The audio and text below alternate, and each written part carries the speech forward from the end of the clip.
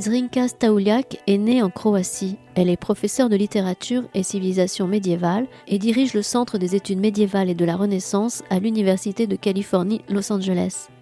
En France, on lui doit l'archéologie pornographique, médecine, Moyen-Âge et histoire de France aux presses universitaires de Rennes. Mercredi 13 octobre 2021, Zrinka Stauliak présentait à la librairie Ombre Blanche Les fixeurs au Moyen-Âge, son ouvrage paru aux éditions du Seuil, lors d'un débat animé par Daniel Balou, maître de conférences en histoire médiévale à l'université Toulouse-Jean Jaurès.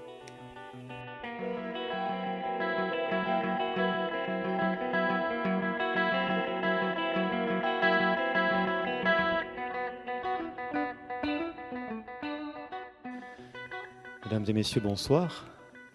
Je suis Daniel Baloup.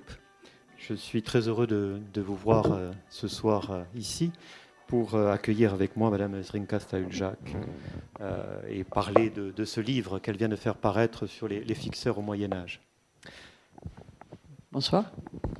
Madame Stauliak, dont vous enseignez la civilisation et la littérature française à l'Université de Californie, à Los Angeles. On vous connaît essentiellement, ou entre autres choses, pour vos travaux sur les pratiques de traduction. En français, vous avez déjà donné d'autres ouvrages que celui dont nous allons parler, à commencer par un ouvrage paru en 2018 aux presses universitaires de Rennes, qui s'intitule toujours d'ailleurs, « L'archéologie pornographique, médecine, Moyen-Âge et histoire de France ». Et ce livre manifestait déjà votre capacité à mettre en évidence l'actualité du Moyen-Âge. Plus récemment est paru Médiéval contemporain, qui d'une certaine façon confirme, affirme et jusqu'à un certain point théorise votre position sur cette actualité du Moyen-Âge, pour le dire ainsi, sous-titré « Pour une littérature connectée ».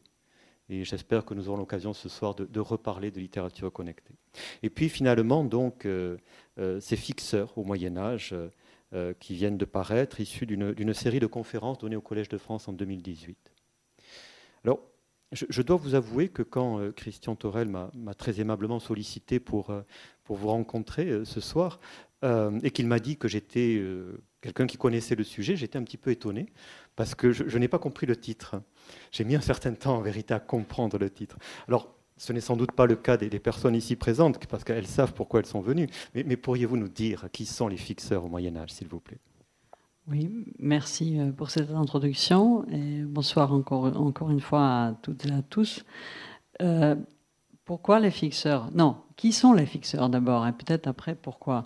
Les fixeurs c'est un terme journalistique qui provient on va dire, des années 1970, la guerre au Vietnam. Et ce sont les auxiliaires ou les facilitateurs, les médiateurs, les négociateurs, les guides, les interprètes, les chauffeurs. Ce sont des personnes très multifonctionnelles qui s'occupent des journalistes à l'origine et depuis les guerres en Irak et en Afghanistan, aussi des armées occidentales. Donc ce sont des personnes, moi je les appelle dans le livre un peu... J'en souris, mais je les appelle les hommes à tout faire, puisque souvent les fixeurs, ce sont des hommes, surtout dans les années 70 du siècle précédent, évidemment c'était quand même les hommes, mais aujourd'hui on a des fixeuses, en Syrie notamment, et en Irak, dans le Kurdistan. Les journalistes ont beaucoup travaillé aussi avec des femmes. Donc ce n'est pas uniquement... ce sont principalement des hommes, mais pas uniquement, il y a quand même des femmes. Alors pour le Moyen-Âge, les sources qu'on a pour le Moyen-Âge, des gens qui auraient fait un travail analogue, similaire, semblable, sont quand même les sources qui parlent que des hommes. Donc c'est pour ça que je dis c'est des hommes à tout faire, puisque c'est vrai. C'est vraiment des hommes, des personnes qui doivent être prêtes en gros à tout, pour faciliter la vie d'un journaliste ou d'un soldat, normalement quand même un soldat d'un rang plus haut, pour les aider et pour leur protéger la vie aussi. Voilà. Donc finalement, le choix du titre et le choix d'utiliser ce terme qui est très contemporain a une manière de manifeste. C'est une façon d'affirmer ce lien que vous voulez aussi mettre en évidence entre notre actualité et ce temps qui peut paraître lointain. Oui, je pense qu'il y a plusieurs choses. Même avant de vouloir mettre en évidence des liens, je pense qu'il y a une valeur heuristique à utiliser ce terme, comme vous le savez certainement, mais le public aussi.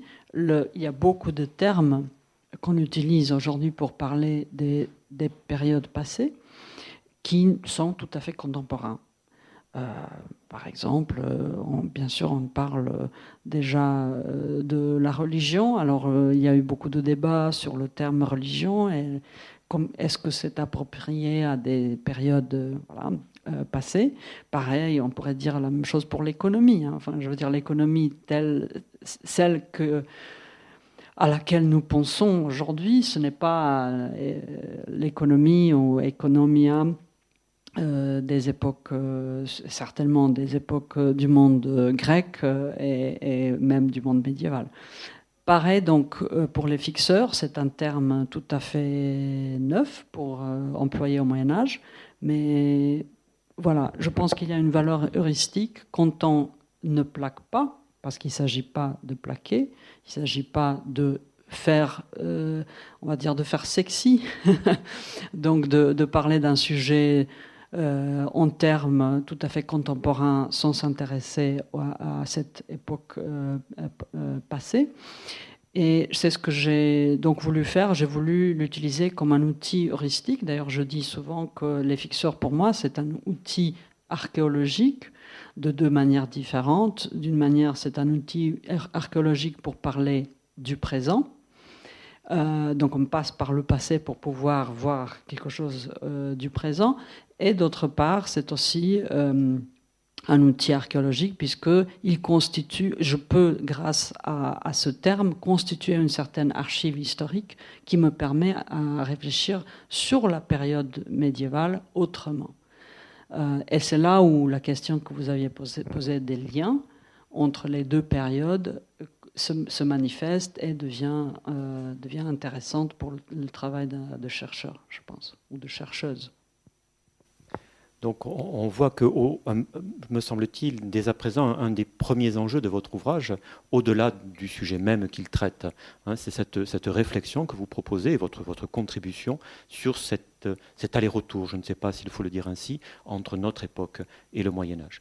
Il y a, me semble-t-il, un autre enjeu que le lecteur peut percevoir assez vite dans l'introduction, dans le premier chapitre de votre ouvrage, qui est la relation entre l'histoire personnelle de celui, ou en l'occurrence de celle qui écrit, et le sujet traité, qui est une question universelle qui mérite très souvent d'être posée quand on ouvre un livre d'histoire, mais une question que vous abordez dès l'abord de votre ouvrage, et peut-être que vous pourriez nous dire aussi en quoi cet ouvrage fait écho à votre histoire personnelle. Oui, ça c'est une bonne question. Je pense que le véritable apport de cet ouvrage, c'est quand même d'explorer le lien entre le passé et le présent, entre le médiéval et le contemporain. Mais le premier lien, en effet, est le lien entre une expérience personnelle. Donc j'étais fixeuse, ce que je ne savais pas à l'époque, mais j'étais fixeuse pendant les guerres en ex-Yougoslavie. On n'utilisait pas ce terme à ce moment-là. Donc j'ai appris que j'étais fixeuse quand les guerres en Irak et en Afghanistan ont commencé. Et quand on a commencé à peu près vers 2005, je me souviens, 2006, à peu près vers cette époque-là, j'ai remarqué qu'on parlait des fixeurs, que ça rentrait dans un vocabulaire, on va dire, plus courant. Ça résonnait. Enfin, quand on entend pour la première fois ce terme, moi, ça résonnait. Je me suis dit, c'est quoi mon fixeur? Le journaliste qui dit mon fixeur. Bon. Donc il y avait ça, et on a commencé d'ailleurs à faire des travaux dans le domaine de la traduction, de la traductologie. On a commencé à produire des articles, des travaux sur les fixeurs. Pendant les guerres, surtout en Irak, c'était les premiers articles. Et là, je me suis intéressée à ça, je me suis dit, tiens, j'étais fixeuse, alors que j'avais beaucoup lutté, en fait, avec ma propre expérience, pas scientifiquement, je veux dire, pas en tant que chercheuse, j'ai lutté parce que je n'arrivais pas à mettre le doigt dessus, sur qu'est-ce que c'était ce que j'avais fait.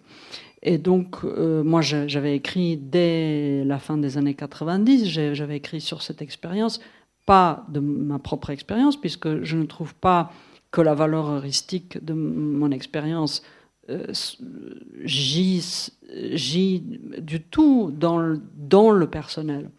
Je ne trouve pas que mon expérience personnelle est exceptionnelle. J'étais d'ailleurs pas la seule fixeuse.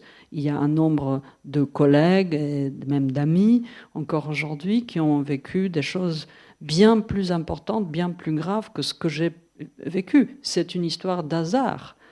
On est à un endroit, il y a quelque chose qui nous arrive, il y a des balles, il y a des obus, ou il n'y en a pas, ou des choses encore plus graves. Donc, mon expérience, je la trouve pas exceptionnelle, mais elle peut devenir exceptionnelle. Enfin, il y a deux façons de voir ça. Elle n'est pas exceptionnelle. Simplement, pourquoi elle serait exceptionnelle puisque c'est une situation extrême? Est-ce que toutes les expériences qui nous arrivent dans des situations extrêmes deviennent exceptionnelles, deviennent des histoires d'intérêt? Ça, c'est une première chose qu'on pourrait dire, je pense.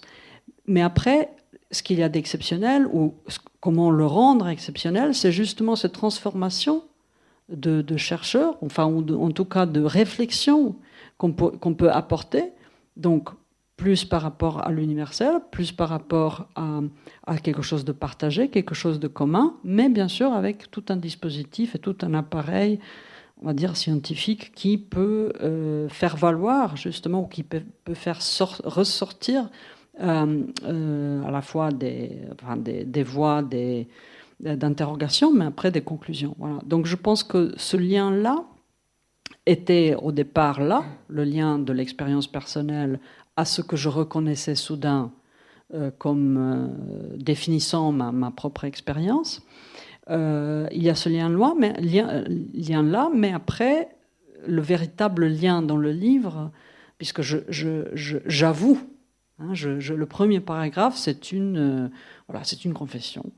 Je dis, voilà, j'étais fixeuse, j'en sais quelque chose, mais en fait, je ne vais pas vous parler de moi. Même si je vais vous parler de moi, mais je vais vous parler de cette expérience que tous les fixeurs auraient pu partager.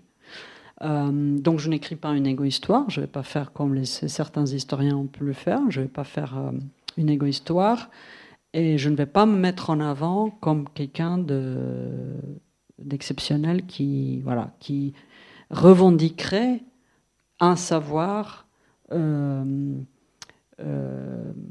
inédit. Mais les connaissances que je peux présenter sont peut-être inédites. Oui, ça j'en suis convaincu. Alors, il me paraissait important de commencer en ouvrant ces horizons pour que notre auditoire comprenne bien que finalement, votre livre, en tout cas c'est le sentiment que j'ai eu en le lisant, votre livre apporte beaucoup plus que ce qu'il promet. Parce que vous l'avez dit en répondant à l'une de mes questions, pour vous les fixeurs sont un outil, vous dites ailleurs qu'ils sont un levier. Si vous me permettez, je vous cite, vous écrivez « Le livre considère que l'exceptionnel de l'expérience des fixeurs rend visible ce qui sous-tend toute situation d'intermédiation. » Et finalement, c'est ça qu'il est important de comprendre au moment de vous lire, c'est que ce n'est pas simplement un livre sur ce qu'annonce le titre, c'est quelque chose qui va bien au-delà. Et finalement, cette figure du fixeur, telle que vous l'avez d'abord définie, vous la déclinez ensuite. C'est-à-dire que l'on trouve dans votre livre le fixeur, stricto sensu, si je puis dire, que vous abordez au travers des récits de croisade et de pèlerinage en terre dite sainte, comme vous l'écrivez. Mais on trouve aussi le traducteur, y compris les traducteurs très savants, Nicolas Oresme par exemple. On trouve des individus que vous qualifiez de fixeurs de soi-même.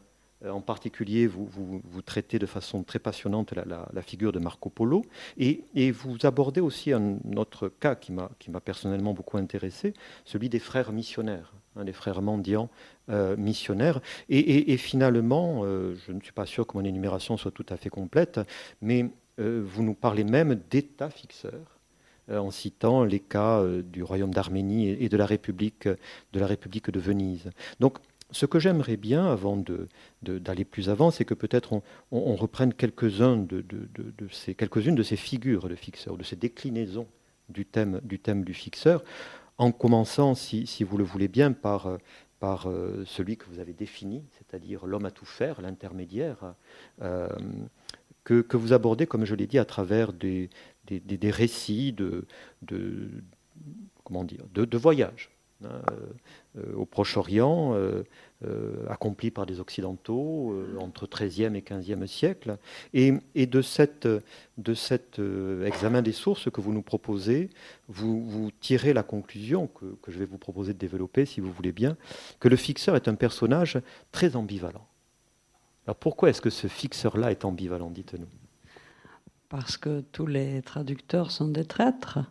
Donc ça, c'est la fameuse expression, n'est-ce pas, italienne. Même si on parle pas l'italien, on en connaît une. C'est traduttore, traditore. Donc traducteur, traître. Mais parce que, comme la façon dont je définis le fixeur, quand même, je vais juste reprendre ça. Je dis, ce sont bien sûr des intermédiaires. Ils font tout, mais toujours à la base qu'il y a une différence de langue. Donc il y a quand même la traduction, c'est-à-dire l'interprétariat, parce que je parle de l'oralité en fait et de la communication. Et donc il y a toujours la langue, et la deuxième chose qu'il y a toujours, il y a une situation de tension. Alors bien sûr on pourrait dire c'est la guerre, ça peut être le conflit armé, mais moi je dis tout simplement le fait qu'on n'est pas sur un terrain familier, on ne connaît pas la langue, on ne connaît pas les coutumes, on connaît peut-être, c'est même une culture, une religion tout à fait différente. On est dans un pays où on ne connaît personne, donc c'est vraiment une situation, nous on dirait aujourd'hui touristiquement dépaysante, mais là c'est très inquiétant, évidemment. Donc on est en gros complètement à la merci de cette personne qu'on a embauchée, de ce fixeur. Même s'il y a un contrat, on est dans une situation finalement toujours de suspicion. Est-ce que cette personne, qu'est-ce qu'elle dit, qu'est-ce qu'elle fait, est-ce qu'elle va vraiment, est-ce qu'elle fait au mieux, est-ce qu'elle est là pour nous, ou au fond elle fait des trafics à côté, etc. Et c'est cette ambivalence-là que surtout tous les pèlerins, tous les missionnaires en parlent, c'est qu'ils ne sont jamais sûrs, enfin, ou ils sont plutôt très très sûrs que malgré le contrat qu'ils ont passé avec leur fixeur, on leur extorque de l'argent, on leur vole leurs vêtements ou nourriture, il faut faire des dons, des cadeaux en plus. On les abandonne dans le désert sans eau, et puis ils disparaissent, donc ils sont coincés dans le désert, etc. Donc, et ils sont tout le temps, ils s'attendent tout le temps à ce que quelque chose de très dangereux qui mette en danger leur vie, que quelque chose de pareil arrive. Donc c'est ça, cette ambivalence primaire presque avec le fixeur, c'est-à-dire qu'il y a un rapport de méfiance, et que la confiance, on a besoin de faire confiance, mais on est tout le temps aussi dans la méfiance. Et c'est le va-et-vient en fait entre la méfiance et la confiance, où certains pèlerins nous racontent qu'ils ont vraiment développé des rapports d'amitié avec leur fixeur, mais d'autres qui restent dans une hostilité parfois très ouverte envers leur fixeur, parce que cette méfiance prévaut finalement sur la confiance qu'on peut construire.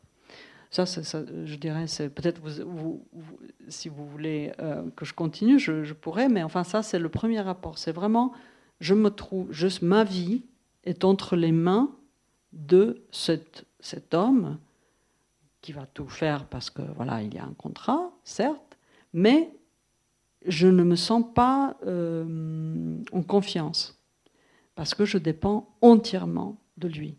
Et c'est cette dépendance entière, absolue, qui est la cause de cette ambivalence et de cette méfiance qui revient Après, on peut sentir, on peut vraiment lire ces textes, on peut le sentir presque comme des vagues, en fait.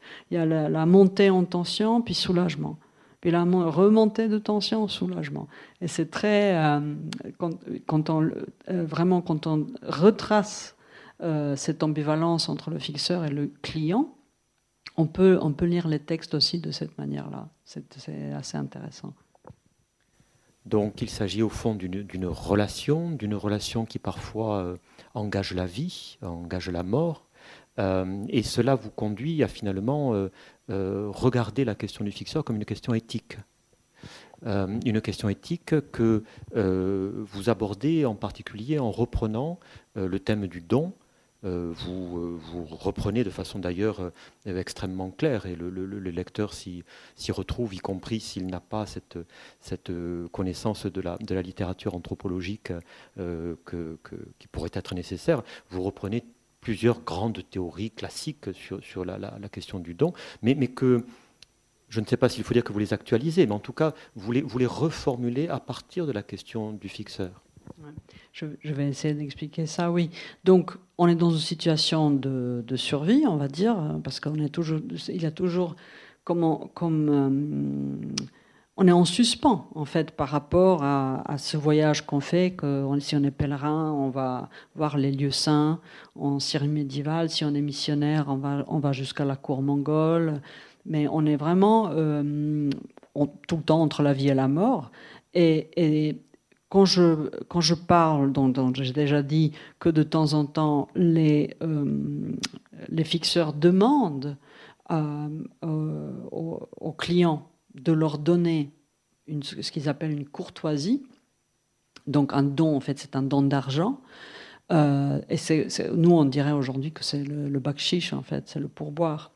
Donc ils leur demandent ça, où il y a une sorte de contraste silencieux finalement, où les pèlerins comprennent, ou les missionnaires comprennent qu'il vaut mieux donner un don, parce qu'en fait ce don d'argent, qui s'appelle courtoisie, et d'ailleurs c'est un terme que même les fixeurs qui sont musulmans, qui sont les chrétiens d'Orient, qui sont juifs, ils sont vraiment de confessions différentes, et ils utilisent tous ce terme-là, courtoisie. Et en latin, et en italien, et en allemand, et en anglais, enfin toutes les langues vernaculaires, on utilise ce terme. Et donc ça, c'est très intéressant, bien sûr. Pourquoi un don d'argent s'appelle la courtoisie? Alors, d'une part, ce que je dis, c'est, on avait dit l'ambivalence, parce qu'il y a un contrat, mais ce contrat, en fait, est rempli presque malgré le fixeur, malgré sa volonté. Donc, pour avoir un très bon traitement, il faut donner en plus. Donc ça, c'est le premier don. Mais après, vraiment, de quoi s'agit-il? Il s'agit, vous le disiez vous-même, de la vie et de la mort.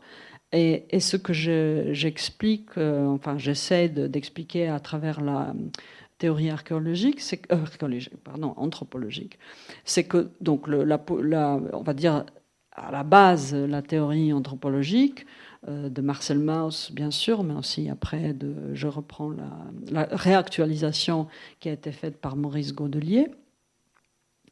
À la base, le postulat, c'est celui qui reçoit, c'est celui qui est endetté.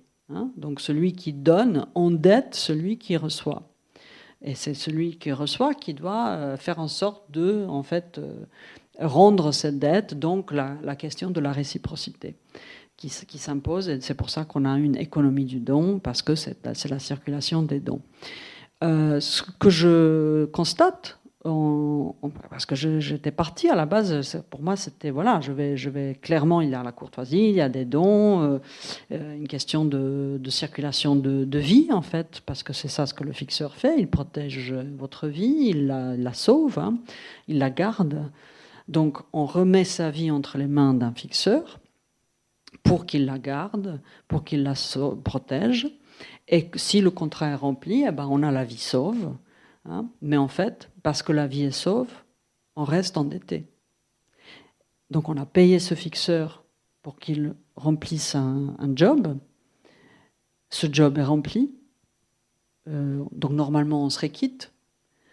Mais là, on reste endetté. Donc c'est là, on va dire, à l'encontre de la théorie anthropologique, c'est celui qui donne qui s'endette. Et c'est ça ce que j'analyse. Alors pour la question éthique, du coup, déjà aussi, du coup là, la question de la réciprocité va se poser.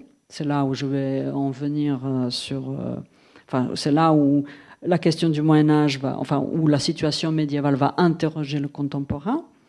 Ça, c'est la question de la réciprocité. Mais déjà, tout simplement, le poser en termes éthiques, c'est donc, est-ce qu'on est vraiment quitte, hein?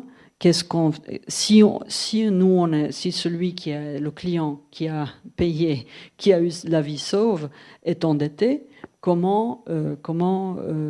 que ça nous dit? Qu'est-ce que ça nous raconte, cette éthique-là? Et cette éthique qui finalement se fonde dans la relation, hein, et cette relation très ambivalente, bien sûr, dont on a déjà parlé. Et cette question éthique, en soi, est passionnante, telle que vous venez de la restituer, telle que vous la développez dans d'assez nombreuses pages de votre livre. Cette question éthique, elle me paraît aussi essentielle quand on vous lit et quand on essaie de mesurer toute la portée de votre proposition, parce que comme vous venez de l'annoncer, c'est à partir de cette question-là, ou pour faire vivre cette question, pour lui donner sens et pour lui donner toute sa mesure, que vous revenez vers notre présent. Autour justement de cette idée de don et autour du questionnement sur la réciprocité du don. Vous écrivez, vous rappelez une chose que l'on peut a priori concevoir, mais qu'il est important de dire, que ce dont il s'agit, c'est d'une éthique de la part des fixeurs. Ça, c'est peut-être ce que l'on imagine le plus immédiatement, c'est-à-dire que le fixeur se doit au contrat. Donc il doit tenir son engagement. Mais vous ajoutez immédiatement après une éthique envers les fixeurs. Alors, on pourrait se poser la question de la manifestation de cette éthique envers les fixeurs à l'époque médiévale. Mais je veux bien vous la poser et connaître votre opinion sur ce sujet-là. Mais dans votre ouvrage, surtout, cette question de la réciprocité et donc de l'éthique envers les fixeurs nous ramène aux contemporains et très concrètement nous ramène à l'Afghanistan. Oui, donc voilà, ça c'était beaucoup de petites questions dans votre grande question. Oui, donc la question de qui doit quoi à qui, c'est la question que je pose donc pour l'Afghanistan. Alors je vais juste reprendre un peu le contexte, même si on a tous été, nos mémoires ont été, je pense, très rafraîchis ces derniers temps au moment du retrait des armées occidentales de l'Afghanistan en août. La France, donc puisque c'était un livre qui s'adressait d'abord au public français, je parlais principalement du cas français, même si j'évoque le cas allemand et le cas des États-Unis. Bon, il y avait aussi des Britanniques, bien sûr. Donc toutes ces armées occidentales qui avaient ces troupes et qui ont embauché des fixeurs sur place, donc que les Français appellent interprètes et auxiliaires. Voilà, c'est exactement ça, interprète et auxiliaire, c'est fixeur. Et la France avait à peu près 800 personnes de fixeurs. Et jusqu'à aujourd'hui, enfin là j'ai pas les tout derniers chiffres, mais je pense, depuis un mois j'ai pas les tout derniers chiffres, mais je pense que rien n'a changé. La France a rapatrié 260 personnes. Maintenant, il faut savoir que c'est rapatrié, parce que c'est les Français qui disaient rapatrier, mais là c'est intéressant, j'ai utilisé ce terme, relocaliser 260 personnes. Mais ça, c'est depuis 2013, parce que la France a commencé le retrait de ces troupes en 2013. Donc entre 2013 et 2021, août 2021, il y a 260 personnes qui ont été relocalisées en France sur les 800, dont 21 personnes uniquement au mois d'août. Alors qu'on sait que les chiffres du ministère des Affaires étrangères nous ont indiqué, d'ailleurs c'était dans tous les journaux, c'est comme ça que je l'ai appris, qu'il y avait 2700, 2800 personnes qui ont été évacuées d'Afghanistan en août par le pont aérien. Donc, qui sont, évidemment, la question qu'on peut poser, c'est qui sont sur les 2700 personnes qui ont été évacuées, comment ça se fait-il qu'il n'y a que 21 personnes de ces fixeurs qui ont quand même travaillé pendant des années pour l'armée française et ont sauvé et protégé la vie des soldats français. Donc, comment se fait-il? Puisque tous les dossiers ont été déposés, il en reste d'ailleurs en suspens un bon nombre, je pense encore 250 dossiers qui n'ont jamais été... on n'a jamais donné suite à ces dossiers depuis 2015. Et ça pose cette question-là. Alors, comment, en termes éthiques, on peut poser cette question? D'une part, le fixeur, qui est ce que j'essaie de montrer dans le livre, c'est que le fixeur, et ça d'ailleurs on l'a lu dans tous les journaux, pareil, au mois d'août, le fixeur ne donne pas le don de sa vie, il donne le don de sa mort. C'est ça ce que je dis. Parce que tout fixeur afghan qui s'est engagé auprès des armées occidentales est en fait une personne déjà en quelque sorte assassinée, une personne déjà morte, c'est-à-dire qu'on le fait certes pour de diverses raisons, peut-être même parfois pour des raisons financières uniquement, mais on signe quand même son arrêt de mort. Et c'est bien pour ça qu'on a pu lire donc au mois d'août et au mois de septembre, et ça continue encore un peu, que ces gens se cachent, certains ont été enlevés, etc. Donc ils sont vraiment en danger de mort. Et ils l'ont été depuis le début de leur contrat jusqu'à aujourd'hui. Donc la question, je reviens à la question éthique, donc il y a un fixeur qui sauve des vies multiples des soldats français. Donc une des questions que je pose éthiquement, c'est combien de vies sauve occidentale vaut la vie d'un fixeur. C'est quoi le rapport entre multiplicité et singularité ici? En quelque sorte, et d'ailleurs c'est intéressant parce que l'autre jour j'y réfléchissais quand je préparais un autre entretien et je me suis dit tiens, c'est comme l'imitatio Christi en fait. C'est drôle qu'à la base il faut qu'on pose cette question de nouveau, un sacrifice pour la multitude. Et donc combien de vies faut-il sauver occidentales, faut-il sauver pour qu'on sauve un fixeur? Donc là, on pourrait prendre toutes les troupes françaises qui ont été en Afghanistan et faire une jolie mathématique.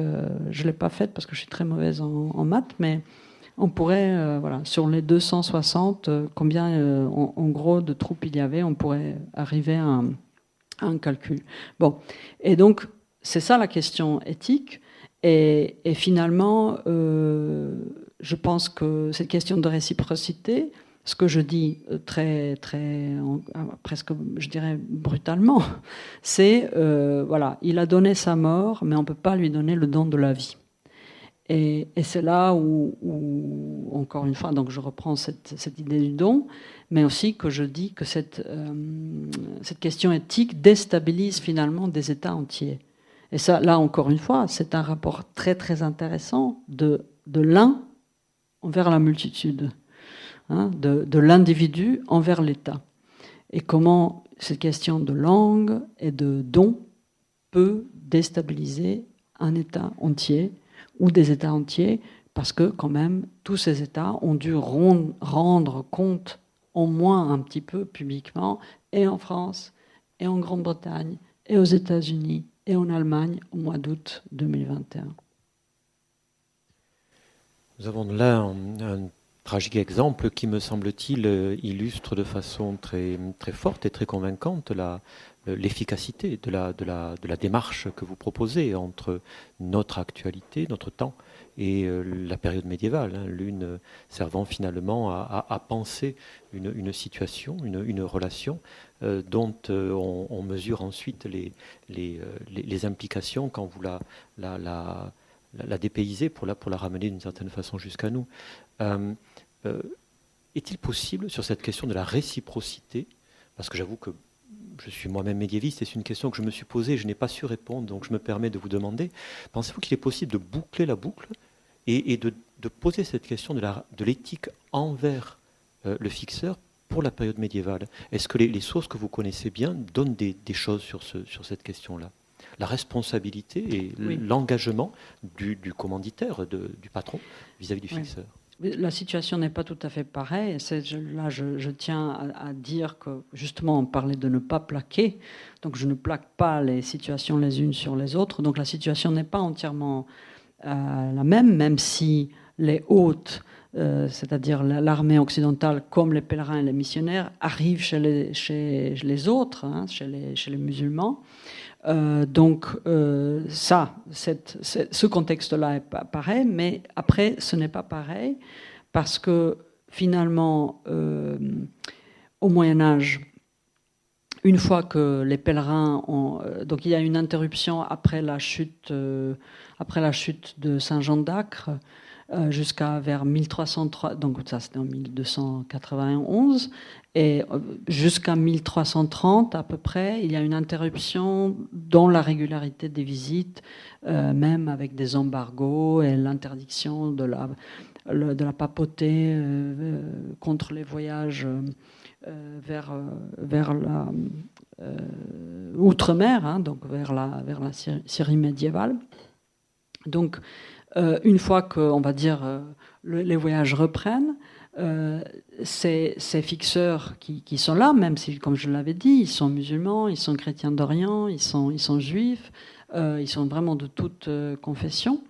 Ils sont finalement, il y a un contrôle, il y a une surveillance, on va dire, qui ne marche pas toujours très bien, par ceux qu'on appelle les grands dragomanes, soit de Jérusalem, soit du Caire.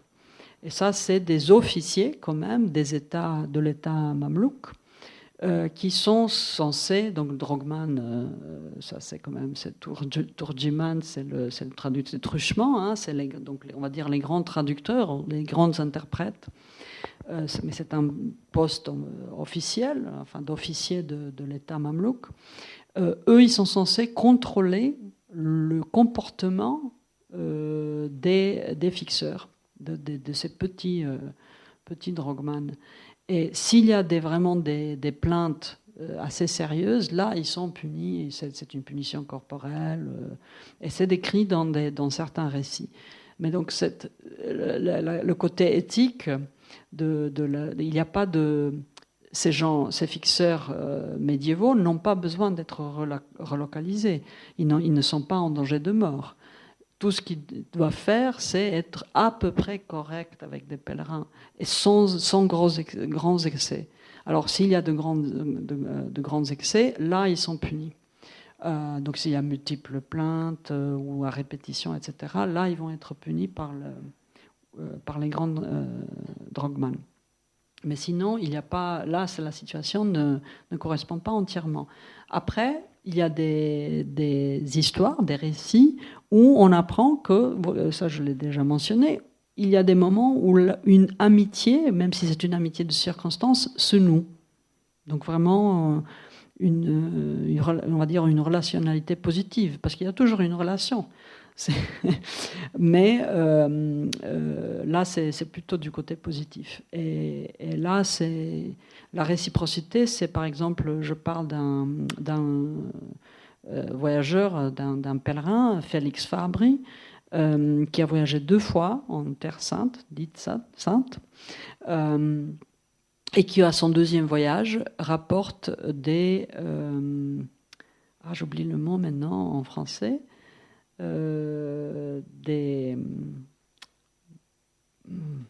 sur le cheval, là où on met le pied, l'étrier, apporte des étriers pour la mule de son fixeur, qu'il cherche et qu'il trouve, et lui offre ça en cadeau. Donc ça, c'est une forme... Évidemment, il dit, là, j'étais comme un roi. Il ne dit pas ça, mais en fait, c'est ça ce qu'il décrit. Il s'occupait tellement bien de moi pour tout le reste du voyage, et que c'était formidable. Voilà. Mais c'était parce qu'ils avaient noué quand même une amitié lors de son 1er voyage qu'il apporte ce cadeau, et ce cadeau qu'il offre lui garantit après coup, un traitement supérieur à tous les autres pèlerins pour le reste de son pèlerinage. Alors nous avons parlé du Proche-Orient médiéval, nous avons parlé de l'Afghanistan contemporain, et on pourrait se laisser aller à penser que les fixeurs sont avant tout nécessaires, peut-être même surtout nécessaires dans la relation entre l'Occident et le monde musulman. Et on arrive au chapitre 5 de votre ouvrage, qui est le dernier, et c'est ce chapitre 5 nous transporte, et nous nous retrouvons en Bourgogne. Et vous nous démontrez qu'en fait, cette question des fixeurs peut être envisagée aussi dans d'autres parages que ceux que vous avez d'abord parcourus. Vous montrez que la Bourgogne est un état de fixeurs. Donc j'aimerais que vous nous expliquiez cela parce que ça m'a paru très suggestif et très intéressant. Et puis vous montrez finalement que les fixeurs ont un lien particulier avec l'Empire et peut-être avec l'impérialisme. Encore une fois, il y a deux questions dans une, excusez-moi. Vous allez me rappeler s'il faut la deuxième question.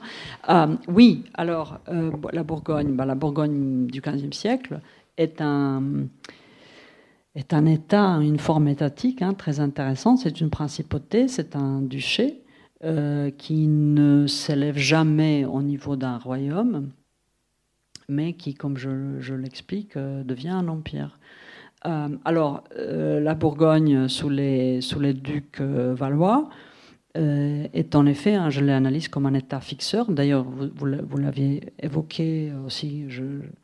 En passant, je parle de l'Arménie, je parle médiéval, de la République vénitienne, aussi comme des États fixeurs. Et d'ailleurs, je peux évoquer un exemple tout à fait contemporain de l'État fixeur, en lien avec l'Afghanistan, c'est le Qatar. Qu'est-ce qu'on lit tous les jours, ces jours-ci, dans les journaux ? C'est que tout le monde passe par le Qatar. Voilà, c'est un exemple d'un État fixeur qui, justement, alors, on pourrait définir les États fixeurs. Est-ce que c'est les États qui sont plutôt petits, qui ont un statut quand même assez important, mais qui n'ont pas le statut le plus grand statut donc de royaume, donc c'est un duché, etc. Puis évidemment, il y a la situation territoriale qui permet qu'un État devienne fixeur.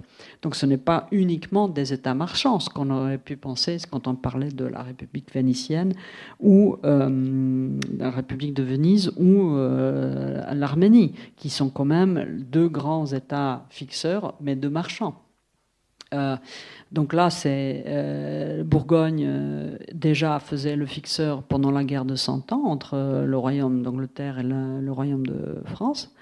Et après, à la fin de ce conflit, quand même, vers 1430, 1440, se tourne de plus en plus vers l'Orient et devient une forme de fixeur de passage. D'ailleurs, beaucoup, je pense, grâce ou en conséquence de ce qui est arrivé à Jean de Nevers, qui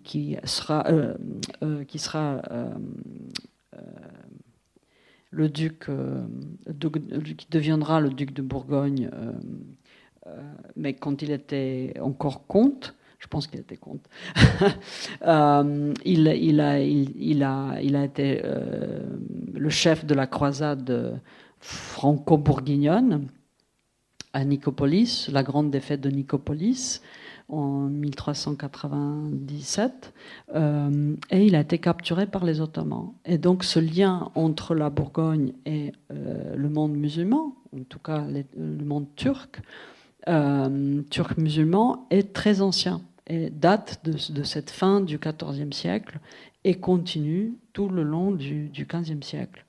Donc la Bourgogne de Philippe le Bon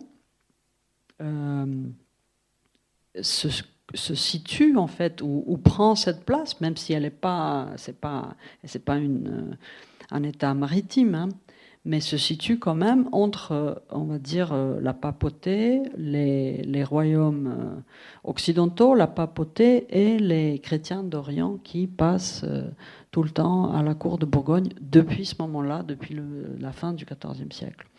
Donc voilà, ça c'est pour l'État lui-même. Donc vous introduisez l'idée d'empire, puisque vous annoncez que ce duché de Bourgogne va finalement être la matrice d'un empire, et vous faites ce lien que je soulignais tout à l'heure entre non seulement l'État fixeur, mais la Bourgogne comme État deux fixeurs, de part, alors même qu'il s'agit d'un duché, de sa structure très particulière, sa dispersion territoriale, sa dispersion juridique aussi, si on considère les statuts de ces différents territoires. Donc il y a des individus que l'on peut tenir pour des fixeurs qui contribuent à faire exister cet ensemble et qui joueront ensuite un rôle encore plus important quand le duché de Bourgogne se transformera, si on peut le considérer ainsi, en ce qu'on va appeler la monarchie hispanique. Oui, ce que je démontre, c'est que, en effet, la Bourgogne, donc il y a la Bourgogne du Nord, on va dire la Bourgogne des Pays-Bas, enfin les Pays-Bas bourguignons, et puis il y a la Bourgogne telle qu'on connaît encore aujourd'hui, qui était à l'origine de cet État qui était non contigu, donc qui était composé de territoires non contigus, et en plus, comme vous l'avez dit, des territoires qui avaient des statuts très différents parce qu'ils étaient intégrés à la principauté, on va dire, au duché, mais sans pour autant transformer leurs droits. En plus, il y a un autre élément bourguignon, de particularité bourguignonne, c'est la langue, ou plutôt les langues. Parce qu'il y a le flamand, ou le néerlandais, et il y a aussi le français. Et d'ailleurs, l'élite qui était souvent flamande, parle le français. Mais parfois aussi, il y a le latin. Dans les statuts juridiques ou des statuts de gouvernance, il y a le latin qui fait l'intermédiaire entre ces deux langues, qui ne se parlent pas toujours directement. D'ailleurs, c'est intéressant parce que là, on pourrait faire un autre lien avec l'actualité belge, enfin, qui n'est plus actualité, qui est maintenant un État permanent de gouvernementalité belge. Mais bon, je n'ai pas voulu faire ça. Donc, il y a toutes ces... Et puis, il y a ce prince qui lui-même est ambulant, en fait, qu'il a une cour très mobile. Hein, il se promène en moins entre 4 endroits différents dans les territoires qui lui appartiennent. Voilà. Donc, et ce que j'explique, c'est que pourquoi je dis que c'est un empire? Parce que cet État qu'est la Bourgogne ne peut pas fonctionner sans intermédiaire. Alors, les historiens, ou historiquement parlant, on a l'habitude de parler des intermédiaires qui sont des officiers, des administrateurs, en gros des fonctionnaires d'un État qui font fonctionner un État. Mais on parle politiquement ou socialement peut-être, mais on ne parle jamais ou très rarement, de la qualité des autres intermédiaires que moi je mets à pied d'égalité avec ces intermédiaires, on va dire un peu rapidement politiques. Et ce sont des intermédiaires, on va dire aussi un peu rapidement, culturels, c'est-à-dire tous ceux qui produisent ceux qui sont dans la production culturelle, donc de récits, de textes, de peintures, c'est-à-dire que ce qu'on apprend en lisant les textes bourguignons de cette époque, c'est que la cour ambulante des ducs comprend un grand nombre de secrétaires, c'est-à-dire de scribes, de traducteurs, d'enlumineurs et d'autres, qui sont donc dans la production culturelle. Mais ce que je démontre dans l'analyse aussi, c'est que c'est leur travail qui en fait comme une feuille de route pour que cette principauté qui n'est pas un royaume, et d'ailleurs qu'on a appelé un royaume inachevé, devienne un empire accompli. Et cet accomplissement sera en effet l'Espagne de Charles Quint. Alors, l'importance de ce dernier chapitre, donc j'ai essayé déjà de la souligner telle que moi je l'aperçois, parce qu'elle apporte de nouveaux horizons à votre ouvrage, mais elle tient aussi à ce que vous venez de dire, c'est-à-dire à l'illustration d'un autre élément qui me paraît très important dans votre proposition, qui est la place de la littérature. Parce que si une part importante du projet est de mettre en résonance, je ne sais pas comment il faut le dire, le Moyen-Âge et notre actualité. Cela passe, je crois que vous l'avez montré de façon très convaincante, par l'éthique, mais cela passe aussi par la littérature.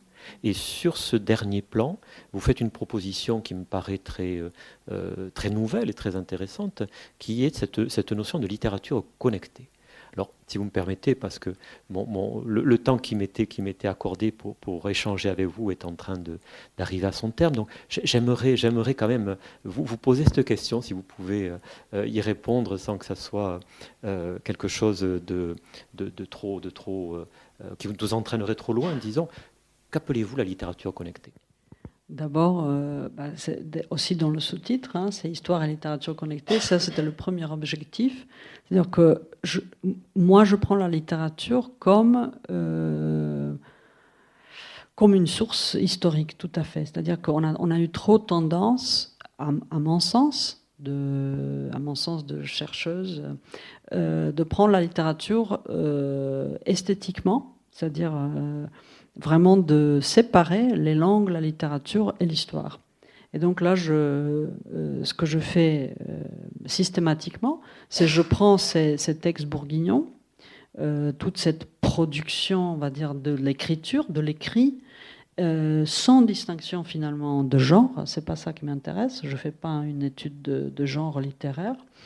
Et donc je ne sépare pas ce que les historiens considéreraient plus comme des sources documentaires. Je dis que tout écrit là est une source documentaire, ce qui me permet de voir qu'en fait la production bourguignonne de ce que aujourd'hui nous on dirait c'est de la fiction, donc vraiment du domaine de la littérature, on peut constater que ces récits-là reproduisent ou finalement racontent la même histoire que des documents plus historiques, comme les traités de croisade ou des manuels ou des récits de voyage, qui sont donc matériellement plus inscrits dans une expérience, mais il se trouve que les romans, notamment, ou même les chansons de gestes, reproduisent les mêmes itinéraires, les mêmes mécanismes sur place, etc. Et explorent en fait l'arrivée d'un homme chrétien, d'habitude d'un homme, au Proche-Orient, en Syrie médiévale ou en Égypte. Et donc la littérature connectée, c'était tout d'abord, l'enjeu était de connecter la littérature à l'histoire, mais le deuxième grand enjeu de cette littérature connectée, c'était de la connecter elle-même entre des réseaux qui d'habitude sont séparés. Parce que justement, on sépare, on va dire, la matérialité, l'expérience, le document, le fait historique de l'esthétique littéraire, fiction, récit fictionnel, etc. Et on les sépare. Donc je connecte même la littérature à l'intérieur d'elle-même. Et c'est là où je construis un réseau. Et justement, c'est là où la démonstration aboutit à l'empire accompli, c'est-à-dire l'empire, le rêve bourguignon de se transformer en empire, ce qui va être le cas donc avec l'ascension de Charles Quint à l'empereur, à l'empire germanique. C'est que je mets en rapport les textes que Christophe Colomb a emporté avec lui vers le Nouveau Monde, le monde dit nouveau. Et ce sont Marco Polo, les traités de croisade et le récit de Jean Mandeville, qui est un récit complètement, nous on dit fictionnel, mais justement, est-ce important? Donc il y a vraiment des trois récits très très très différents, ou nous on dirait trois genres très très différents, et ben il les emporte avec lui parce qu'il cherche. Donc, il va vers l'avenir, et c'est ce réseau-là que j'appelle une littérature connectée. Et pour, d'une certaine façon, manifester cette profession de foi, vous avez une très jolie formule qui apparaît, je crois, à deux reprises dans votre texte. Vous écrivez que la littérature médiévale doit être regardée comme une archive historique pleine de potentiel pour le contemporain. Je trouvais que c'était très beau, ça donne beaucoup à penser, comme beaucoup de pages de votre bel ouvrage. Donc je me permets de la livrer à notre auditoire pour terminer. Et si mon temps à moi est écoulé, en revanche, il en reste pour celles et ceux qui sont venus nous écouter ce soir. Donc, je vous propose à votre tour de prendre la parole et de, si vous le souhaitez, poser des questions à notre invité. Est-ce que quelqu'un souhaite poser une question ? Il y a une question. Je vais porter le micro parce que Il semble que tout cela soit enregistré, il faut qu'on vous entende. Super pour l'enregistrement. On a reçu il y a quelques années à la librairie Gilles Havard, qui a travaillé sur les trappeurs, les hommes des bois et ceux qui étaient appelés truchements en Amérique du Nord entre le XVIIe et le XIXe siècle, et dont il étudie à la fois la manière d'être des explorateurs, des commerçants, des chasseurs, des escrocs parfois, et aussi comment ils se sont... Alors, il travaille sur des Français, en tout cas des francophones. La manière dont ils se sont progressivement installés dans le pays, de plus en plus loin de l'Est vers l'Ouest, et comment ce pays, en tout cas les États-Unis, en tant qu'États-Unis, se sont constitués petit à petit. Et votre réflexion m'a amené à cette question-là de savoir, vous parlez de la Syrie médiévale qui était appelée Terre Sainte, mais dont les Occidentaux ont dû se retirer. Vous parlez de l'Afghanistan, dont les Occidentaux ont dû se retirer, et donc des fixeurs qui ont servi des puissances qui ont été vues comme occupantes et qui sont parties, alors que finalement, pour les États-Unis, il y a une mémoire des trappeurs et des explorateurs qui sont pour eux des pionniers, donc des constructeurs d'une nation. Et est-ce que finalement, pour des personnes qui à l'époque avaient à peu près le même statut et qui ne pouvaient pas savoir si effectivement allait se créer un État européen, chrétien en Syrie ou pas, ou qui allaient savoir si allait se créer un État français en Amérique ou pas, est-ce que vous pensez que pour eux, il y a une différence de nature, d'une certaine manière, de leur manière de fonctionner? Ou est-ce que finalement, c'est juste une mémoire qui est différente suivant la position coloniale, disons? Merci pour cette très belle question.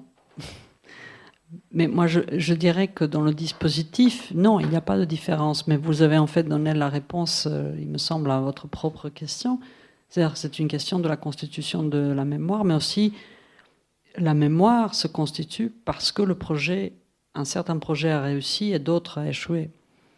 Et donc c'est ça, c'est-à-dire que finalement, non, mais au moment, c'est-à-dire historiquement, quand on regarde le moment où ça se passe et comment le dispositif du fixeur fonctionne, je dirais que non, il y a quelques différences parce qu'il y a toujours des différences dans l'expérience située, mais oui, voilà, comme je l'ai dit, vous avez donné la réponse. La réponse, elle est dans la mémoire, mais la mémoire dépend de la façon dont il y a eu l'insertion ou pas des fixeurs. Voilà. Donc, je n'ai pas... en fait, il faudrait que je réfléchisse plus longuement et que je regarde un peu... Je connais ces travaux, mais il faudrait que j'ai choisi de ne pas travailler, de ne pas en fait prendre cette matière et de ne pas aller plus vers l'Amérique du Nord ou l'Amérique du Sud, d'une part parce que ça a été très bien travaillé déjà pour l'Amérique du Nord, et d'autre part parce que ce qui m'intéresse, c'est vraiment ce passage vers l'Amérique latine avec l'Empire espagnol. Donc en fait, je n'ai pas vraiment regardé ça, mais c'était une très très très belle question que vous avez posée. Je ne réponds pas à votre question en vrai, mais sauf pour dire que je pense que le dispositif est analogue. Après les constructions de la mémoire, c'est le travail de la réception qui va déterminer comment on transforme le récit autour des fixeurs. J'espère que cette très belle question ne va pas empêcher que d'autres soient formulées à la suite. D'abord, merci beaucoup pour cette merveilleuse présentation de votre livre et ces travaux. Fixeur, c'est la francisation de fixe, du mot anglais. Oui, le mot anglais fixer. C'est bien absolument. Donc c'est bien l'intermédiaire qui répare ou ça n'a rien à voir? Oui, c'est exactement ça. C'est un réparateur. Voilà, il a une absolument. fonction qui est quand même très, je dirais, empathique pour la personne dont il doit s'occuper.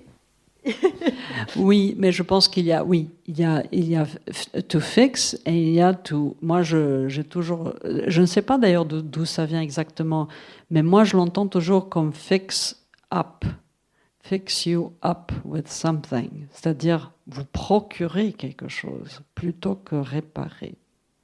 D'accord, merci pour votre Je vous en prie. interprétation.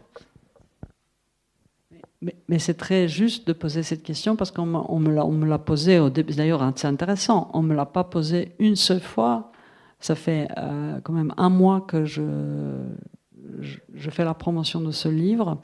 On ne m'a pas posé une seule fois la question, mais fixeur ne veut-il pas dire ce terme fixer comme en français, fixer quelque chose. Alors que quand j'ai donné le cours au Collège de France, on me l'a posé cette question. Et je remarque que la différence, c'est ce qui s'est passé au mois d'août. Je pense que c'est ça qui vraiment... Alors, s'il y avait encore des gens qui ne connaissaient pas le terme, là, sans aucun doute, vraiment, il y a beaucoup plus de gens qui le connaissent que ceux qui ne le connaissent pas. Donc, du coup, la question de est-ce que c'est le français, l'anglais, mais c'est fixé en français? Non, c'est to fix ou to fix up en anglais ne se pose plus. On peut aussi dire que la qualité du public à Ombre Blanche est comparable à celle du Collège de France, finalement. Encore une question avant de se séparer? Non, tout le monde a été éclairé. Mais écoutez, il nous reste à vous remercier beaucoup.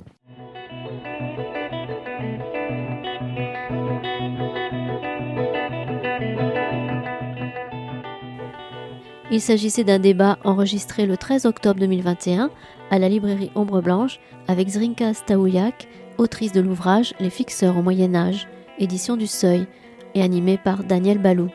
Réalisation et mise en onde, Radio.